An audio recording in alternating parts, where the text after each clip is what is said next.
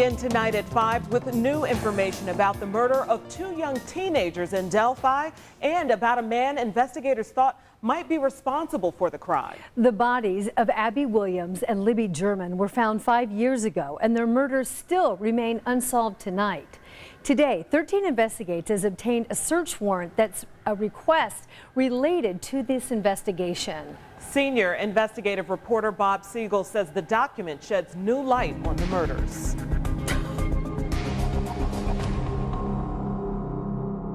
A month after Abby and Libby were murdered, an FBI special agent asked a judge to authorize a search warrant of the massive property where the bodies were found.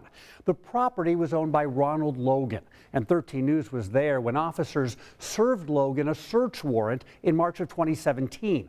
The FBI got permission to search the entire property, including Logan's home, garage, his pickup truck, computers, and cell phones. Now we know exactly why the judge granted the warrant. In her request, the FBI agent wrote, "I believe there is probable cause to believe that Ronald Logan has committed the crime of murder, and evidence of that could be found on Ronald Logan's property." The special agent then went on to give plenty of information about why she believed Logan was responsible. We'll get to that in a moment, but first, the warrant request has new information about the crime scene that has not been released before. The FBI agent confirmed one of the victims was missing an article of clothing. There was no visible signs of a struggle or fight. At the crime scene, investigators recovered fibers and unidentified hairs. And the agent wrote, it also appeared the girls' bodies were moved and staged by whoever committed the murder. Now, as far as the FBI's interest in Logan, first, you might remember this chilling video that was recovered from Libby's cell phone. State police believe it shows the murder suspect telling the girls to go down the hill. State police released those few seconds of video in the hopes that the public might help identify the killer. In her warrant request, the FBI agent confirmed the video clip is actually 43 seconds long.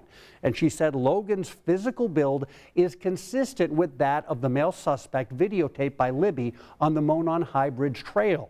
Logan's voice is not inconsistent with that of the person in the video. The FBI agent also said Logan asked a relative to create a fake alibi for him for the afternoon the girls were reported missing. She also said cell phone tower data showed Logan's cell phone was in the area where the girls went missing the afternoon they disappeared, and later that night, cell phone tower data showed Logan's phone in proximity to where Libby and Abby's bodies were eventually found. Investigators also interviewed two women who had been in a relationship with Logan, and both reported that he was physically abusive. One told investigators Logan threatened her and said he could kill her and no one would find her body. Now, Ron Logan died in 2020. It's important to note he was never formally named a suspect or charged in the murders. This search warrant was first reported by the Murder Sheet podcast, and they shared the document with 13 News. If you'd like to read the search warrant, we have it posted right now at WTHR.com.